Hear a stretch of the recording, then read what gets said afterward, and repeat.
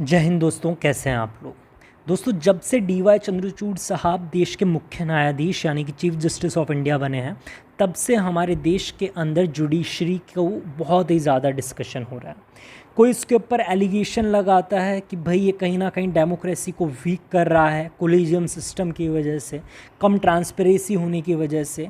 तो दूसरी तरफ के लोग ये कहते हैं कि भाई जुडिशरी जो कि पार्लियामेंट्री फॉर्म ऑफ गवर्नमेंट के अंदर बहुत ही ज़्यादा स्ट्रांग होनी चाहिए, वो इस देश की डेमोक्रेसी को, लोकतांत्रिक मूल्यों को और ज़्यादा मजबूत कर रही है, स्ट्रेंथन कर रही है। लेकिन हमें इस बहस में ना पढ़ते हुए इसे एग्ज़ाम पर्सपेक्टिव से समझना होगा। अब अगर आप यूपीएससी की तैयारी कर रहे हैं, आरएएस की तैयारी कर रहे हैं, एसएससी की तैयारी कर रहे हैं, तो आप इस वीडियो को पूरा देख सकते हैं। कॉन्स्टिट्यूशन के हर एक प्रोविज़न जो कि देश की जुडिशरी से डील करता है, उसके बारे में अच्छे से बात होगी। कोलेजियम सिस्टम क्या होता है, उसकी हिस्ट्री क्या रही है, उसके बारे में अच्छे से बात होगी। कोलेजियम सिस्टम का कंपोजिशन क्या होता है, उसके बारे में अच्छे से बात होगी। जजेस के अपॉइंटमेंट के लिए उनकी एलिजिबिलिटी क्या होती है, उसके बारे में भी हम इस वीडियो में अच्छे से डील करेंगे।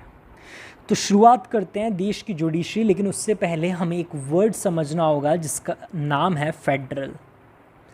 दोस्तों, अगर हम बात करें देश के पॉलिटी की, तो उसका स्ट्रक्चर हमारे देश के अंदर एक फेडरल स्ट्रक्चर है। और सुप्रीम कोर्ट ने अपने एक जजमेंट में ये भी कहा है कि जो हमारे देश की पॉलिटी का फेडरल स्ट्रक्चर है वो बेसिक स्ट्रक्चर है इंडियन कॉन्स्टिट्यूशन का, यानी कि वो किसी अमेंडमेंट से भी हटाया नहीं जा सकता। लेकिन अगर रियल सेंस में बात करें तो we are not federal, we are quasi federal, यानी कि कुछ जगहों पे यूनियन को ज़्यादा पावर दी गई है as compare to the state. इस बारे में किसी और वीडियो में हम अच्छे से डील करेंगे, लेकिन हमें पहले ये समझना होगा कि भाई फेडरल स्ट्रक्चर आखिर होता क्या है। तो दोस्तों, सिंपल सी बात है कि यूनियन के लेवल के ऊपर एक पार्लियामेंट होगी, और पार्लियामेंट जो है उसका काम क्या होता है, it is a legislative body and it will make law for whole nation. और किन चीज़ों के ऊपर वो लॉ बनाएगी हमारे देश की पार्लियामेंट, तो भाई जो भी शेड्यूल 7 की यूनियन लिस्ट के अंदर आते हैं उनके ऊपर हमारे देश की पार्लियामेंट लॉ बनाती है। उसी तरीके से हर एक स्टेट के अंदर क्या होगा, स्टेट लेजिस्लेटिव असेंबलीज़ होगी, और इन स्टेट लेजिस्लेटिव असेंबली का भी काम क्या होगा कि अपने अपने स्टेट में शेड्यूल 7 के अंदर जो भी स्टेट लिस्ट में सब्जेक्ट दे रखे हैं उनके ऊपर लॉ बनाना। तो दोस्तों, ये एक फेडरल स्ट्रक्चर होता है।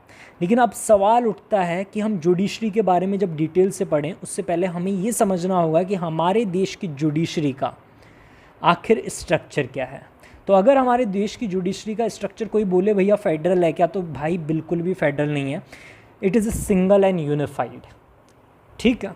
और वो इसलिए क्योंकि पार्लियामेंट्री डेमोक्रेसी के अंदर हमारे देश की जुडिशरी का मजबूत होना बहुत ज़रूरी है, ठीक है, जिससे कि वो पार्लियामेंट के ऊपर चेक कर सके, एक चेक मैकेनिज़्म लगा सके, जिससे कि हमारे देश की जुडिशरी जो है और देश की डेमोक्रेसी जो है वो स्ट्रेंथन रहे। तो अगर हम बात करें कि सबसे पहले कौन आता है, तो भैया हमारा सर्वोच्च न्यायालय आता है, सुप्रीम कोर्ट आता है, जिसकी संवैधानिक पीठ कहाँ पे है, दिल्ली के अंदर है। और कॉन्स्टिट्यूशन में भी दिल्ली को प्लेस दी गई है कि भैया संवैधानिक पीठ जो है दिल्ली में होगी, या फिर ऐसी कोई भी जगह है जहाँ पे चीफ जस्टिस ऑफ इंडिया तय करते हैं, ठीक है। उसके टेरिटोरियल जुरिस्डिक्शन में मेरे भाई हाई कोर्ट आता है। और क्या हर एक राज्य में एक हाई कोर्ट होता है, तो भाई ऐसा बिल्कुल भी नहीं है। कई ऐसे राज्य हैं, एक से ज़्यादा राज्य हैं, जिनके मिलाकर के एक ही हाई कोर्ट है। फॉर एग्जांपल, मैं आपको छोटा सा एग्जांपल देना चाहता हूँ। अगर चंडीगढ़ हाई कोर्ट की बात करें तो उसका टेरिटोरियल जुरिस्डिक्शन पंजाब में भी है और हरियाणा में भी है।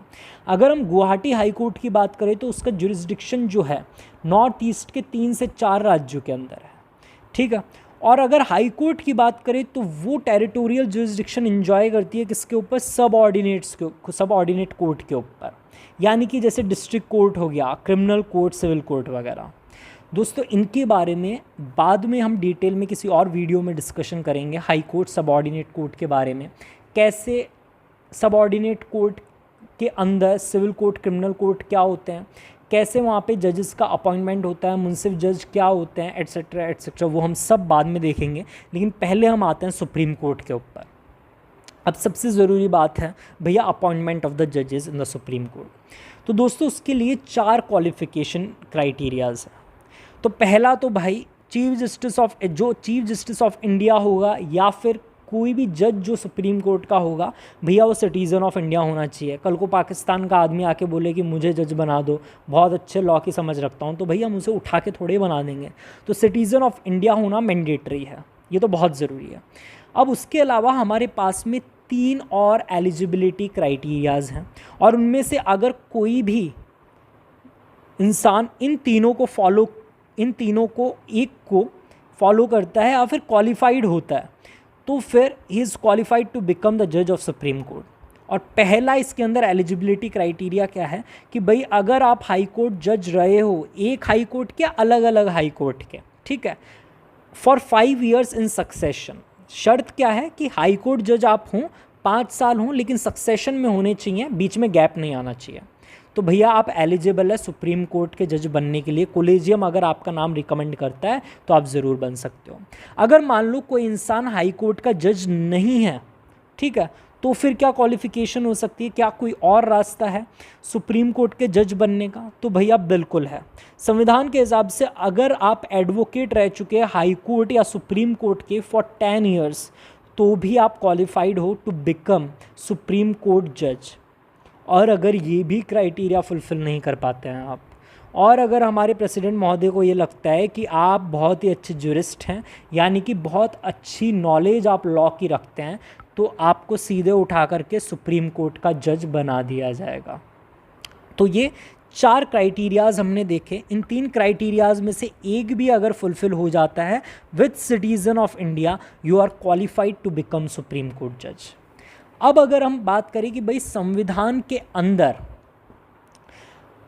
कौन कौन से आर्टिकल, कौन कौन से अनुच्छेद हमारे देश की जुडिशरी से रिलेटेड हैं, जज से रिलेटेड हैं, अपॉइंटमेंट ऑफ द जज इन सुप्रीम कोर्ट से रिलेटेड हैं, तो सबसे पहले हमें ये चीज़ पता करनी होगी, ये चीज़ याद में रखनी होगी कि हमारे देश के संविधान का, कॉन्स्टिट्यूशन का पार्ट 5 जो कि यूनियन से डील करता है, और पार्ट 5 का चैप्टर 4 जो कि जुडिशरी से डील करता है, तो हम क्या बोलेंगे? Judiciary at the level of union is supreme court.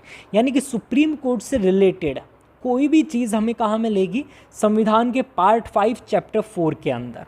और उसी के अंदर पहला जो सबसे आर्टिकल है वो है आर्टिकल 124 क्लॉज 1, जो कि CJI के अपॉइंटमेंट की बात करता है, चीफ जस्टिस ऑफ इंडिया के अपॉइंटमेंट की बात करता है। और ये क्या कहता है कि chief justice of India will be appointed by the president. हमारे प्रेसिडेंट महोदय जो हैं वो चीफ जस्टिस ऑफ इंडिया को अपॉइंटमेंट करेंगे, वही ओथ भी दिलाएंगे, माफ़ कीजिएगा। अब उसके लिए एक क्राइटेरिया होता है कि भाई आखिर चीफ जस्टिस ऑफ इंडिया बनेगा कौन? बहुत सारे जज हैं सुप्रीम कोर्ट के अंदर, अभी 45 जजेस स्ट्रेंथ है सुप्रीम कोर्ट के अंदर, तो क्या 45 में से कोई भी बन सकता है? बिल्कुल नहीं। उसके लिए संविधान में साफ लिखा हुआ है कि भैया जो सीनियर मोस्ट जज होगा सुप्रीम कोर्ट का, और सीनियर मोस्ट जज नॉट इन द एज बल्कि वर्किंग एक्सपीरियंस के अंदर जो सीनियर मोस्ट होगा वही CJI बनेगा। इसीलिए DY चंद्रचूड़ साहब से उम्रदराज लोग सुप्रीम कोर्ट में बैठे हैं, लेकिन वो चीफ जस्टिस ऑफ इंडिया नहीं बने। क्यों? क्योंकि DY चंद्रचूड़ साहब का सबसे ज़्यादा वर्क एक्सपीरियंस है अभी तक हमारे देश के सर्वोच्च न्यायालय में। तो प्रेसिडेंट महोदया जो होंगी, अभी जो द्रौपदी मुर्मू महोदया हैं, उन्होंने डिस्कशन किया किसके साथ? जजेस of the supreme court and high court, और फिर CJI महोदय को अपॉइंट कर दिया गया अकॉर्डिंग टू आर्टिकल 124 क्लॉज 1। सीधे क्वेश्चन आ सकता है, टिक करके आ जाइएगा। अब बात आती है भाई CJI को छोड़ के जो बाकी के 44 जजेस हैं उनका क्या? वो कैसे अपॉइंट होंगे? क्या उनके बारे में कॉन्स्टिट्यूशन में लिखा हुआ है? तो बिल्कुल दोस्तों, आर्टिकल 124 क्लॉज 2 के अंदर हमारे देश में किस तरीके से जज अपॉइंट किए जाएंगे other than the chief justice of India, वो चीज़ लिखी हुई है। और उसमें ये लिखा हुआ है कि CJI को कंसल्ट कर सकते हैं वाइल अपॉइंटिंग द जज। ये 124 क्लॉज 2 में ओरिजिनली लिखा हुआ था। अब दोस्तों हुआ क्या कि हमारे देश की गवर्नमेंट और हमारे देश के जुडिशरी के बीच में कई लड़ाई चालू होने लगी। क्यों? क्योंकि पहले ये माना जाता था 1982 से पहले कि भाई हम कंसल्ट तो कर लेंगे, राय मशवरा तो ले लेंगे CJI से, लेकिन वो हमारे ऊपर बाइंडिंग नहीं है, सरकार ये कहती थी, प्रेसिडेंट महोदय ये कहते थे। अब देखो एक लोचा यहाँ पे जो हमें समझना पड़ेगा, जब भी मैं बात कर रहा हूँ प्रेसिडेंट की, तो no doubt he will appoint the जज ऑफ द सुप्रीम कोर्ट। ये ओथ भी दिलाने का एक काम प्रेसिडेंट महोदय ही करते हैं सुप्रीम कोर्ट के जज, चीफ जस्टिस ऑफ इंडिया को। लेकिन अपॉइंटमेंट प्रोसीजर के अंदर जो है प्रेसिडेंट के साथ साथ COM भी होता है, काउंसिल ऑफ मिनिस्टर भी होता है यूनियन लेवल पे। और सुप्रीम कोर्ट ने भी अपने कई डिसीजंस में ये कहा है कि जहाँ पे भी संविधान के अंदर प्रेसिडेंट वर्ड होता है, इसका केवल और केवल प्रेसिडेंट नहीं बल्कि काउंसिल ऑफ मिनिस्टर भी हो जाता है। यानी कि COM डिस्कशन करता है हमारे देश के सुप्रीम कोर्ट के जजेस से while appointing the chief justice of India, और फिर वो प्रेसिडेंट को कहते हैं और प्रेसिडेंट महोदय अपॉइंट कर देते हैं। आपको ये बात समझ में आ गई होगी, आई होप। अब भाई बात करते हैं आर्टिकल 124 क्लॉज 2 की वापस से। तो जब भी अपॉइंटमेंट ऑफ जज होगा अदर देन द CJI, ठीक है, किसी भी जज की नियुक्ति होगी CJI को छोड़ करके सुप्रीम कोर्ट के अंदर, तो CJI को कंसल्ट करना ज़रूरी है। लेकिन 1982 से पहले सरकार ये कहती थी कि भैया हम कंसल्ट तो कर लेंगे, राय मशवरा तो ले लेंगे, लेकिन यह हमारे ऊपर बाइंडिंग नहीं है, तो हम पर फोर्स ना किया जाए। अब हुआ क्या कि भाई दो ताकतों के बीच में लड़ाई होने लगी, ठीक है। और मुद्दा कहाँ चला गया, केस कहाँ चला गया, खुद सुप्रीम कोर्ट में चला गया। और सुप्रीम कोर्ट ने SP Gupta versus union of India case 1982, जिसे हम फर्स्ट जज केस के नाम से भी जानते हैं, उसके अंदर ये फैसला सरकार के पक्ष में सुनाया और ये साफ साफ कहा कि भैया CJI का व्यू जो है वो बाइंडिंग नहीं है, CJI view is not binding. लेकिन बाद में वापस डिस्प्यूट अराइज हुए, अलग अलग चीफ जस्टिस ऑफ इंडिया आए, कंसल्टेशन के दौरान लड़ाइयाँ होने लगी, बहस होने लगी, और फिर एक और बार ये केस जो है जिसे हम सेकंड जज केस हैं regarding the appointment of the जजेस, सुप्रीम कोर्ट में पहुंच गया, जिसे हम दूसरे नाम से भी जानते हैं। और वो नाम क्या है, supreme court on record advocate on record association versus union of India case 1993। और इसके अंदर सुप्रीम कोर्ट ने कहा कि हमारे से फर्स्ट जजेस case SP Gupta versus union of India 1982 में बड़ी गलती हो गई थी, और सुप्रीम कोर्ट ने अपना फैसला पलटते हुए ये कहा कि भैया CJI का व्यू जो है वो बाइंडिंग होगा। लेकिन साथ में एक चीज़ और सुप्रीम कोर्ट ने कही जो हमें याद रखनी है, और वो ये कही कि जब भी कंसल्टेशन ली जाएगी जज supreme court chief justice of India से, तो वो सारी कंसल्टेशन जो है वो रिटर्न फॉर्म में होगी, जिससे कि आगे उसे चेक किया जा सके। फिर जो है एक और बार लड़ाई होने लगी। देखो दोस्तों, देश की सरकार जो है ना वो हमेशा से चाहती है, कोई भी देश की सरकार आए, चाहे BJP की आए, चाहे कांग्रेस की आए, चाहे थर्ड फ्रंट की आए, कि जुडिशरी हमें ज़्यादा परेशान ना करे। और फिर वही लड़ाई चालू हुई और 1998 में एक फाइनल फैसला आया जिसे हम थर्ड जजेस केस भी कहते हैं, और जिसको हम कहते हैं रीअपॉइंटमेंट ऑफ जज केस 1998। और उसने कोलेजियम की अवधारणा रखी, कोलेजियम का स्ट्रक्चर रखा, और यहाँ से कोलेजियम सिस्टम हमारे इंडिया की पॉलिटी के अंदर एंट्री लेता है। अब भाई कोलेजियम क्या होता है, कोलेजियम का स्ट्रक्चर क्या होता है, सुप्रीम कोर्ट जज की नियुक्ति में कोलेजियम का स्ट्रक्चर क्या होगा, हाई कोर्ट के जज की नियुक्ति में जो कोलेजियम है उसका स्ट्रक्चर क्या होगा, हम वो डिटेल में पढ़ते हैं। तो अगर हम बात करें भाई सुप्रीम कोर्ट के जज की जब भी नियुक्ति होगी, अपॉइंटमेंट होगा, तो प्रेसिडेंट कोलेजियम से जो भी राय मशवरा लेगा, कंसल्ट करेगा, कंसल्टेशन लेगा, वो बाइंडिंग तो होगी, लेकिन कोलेजियम का स्ट्रक्चर क्या होगा। तो भैया ये तय किया गया कि सुप्रीम कोर्ट के जज के अपॉइंटमेंट के वक्त जो कोलेजियम होगा उसमें चीफ जस्टिस ऑफ इंडिया होंगे और 4 सीनियर मोस्ट जज ऑफ सुप्रीम कोर्ट होंगे। और हमें ये बात याद रखनी है कि ये 4 सीनियर मोस्ट जज ऑफ सुप्रीम कोर्ट है ना, वो वर्किंग एक्सपीरियंस पे होने चाहिए। लेकिन एक समस्या अब जो है बाहर निकल के आई कि भाई जब भी नेक्स्ट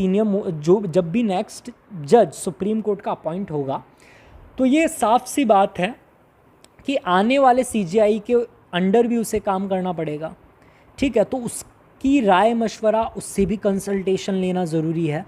अब क्या पता कि इन 4 सीनियर मोस्ट जज के अंदर नेक्स्ट CJI जो होने वाला है वो हो ही ना, तो फिर क्या करना पड़ेगा, तो फिर एक और स्ट्रक्चर दिया गया कोलेजियम का वाइल अपॉइंटिंग सुप्रीम कोर्ट जज, और वो क्या था स्ट्रक्चर वो हम देखते हैं। तो president will take advice and he will consult with a collegium, और उस कोलेजियम में होगा CJI साहब, 4 सीनियर मोस्ट जज ऑफ सुप्रीम कोर्ट जो कि पहले हमने देखा था, और next CJI chief justice of India in line, जो भी नेक्स्ट CJI बनेंगे प्रेजेंट CJI के बाद में, अगर वो 4 सीनियर मोस्ट जज ऑफ द सुप्रीम कोर्ट में से नहीं है तो उनको भी जो है कोलेजियम के अंदर ऐड कर लिया जाएगा। ठीक है, तो छोटी सी बात ही समझ में आई होगी आई होप।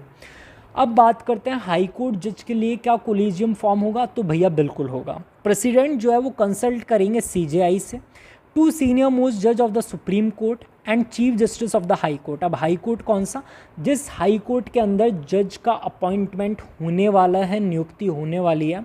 सीधी सी बात है भैया, कॉमन सेंस सी, कि वहाँ के चीफ जस्टिस से राय मशवरा लेना बहुत ज़रूरी है।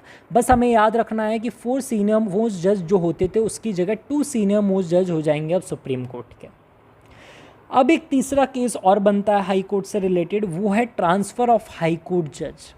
अब ट्रांसफ़र ऑफ हाई कोर्ट जज के वक्त प्रेसिडेंट जो है वो कोलेजियम से राय मशवरा लेगा, कंसल्ट करेगा, और उस कोलेजियम के अंदर कौन होंगे, तो भैया चीफ जस्टिस ऑफ इंडिया होंगे, 4 सीनियर मोस्ट जजेस ऑफ द सुप्रीम कोर्ट होंगे, और chief justice of sending end receiving high court. मान लीजिए कि जोधपुर हाई कोर्ट जो है, ठीक है, जिसकी एक संवैधानिक पीठ जो है जयपुर के अंदर भी लगी हुई है, लेकिन मेन जो राजस्थान का हाई कोर्ट है वो जोधपुर में है।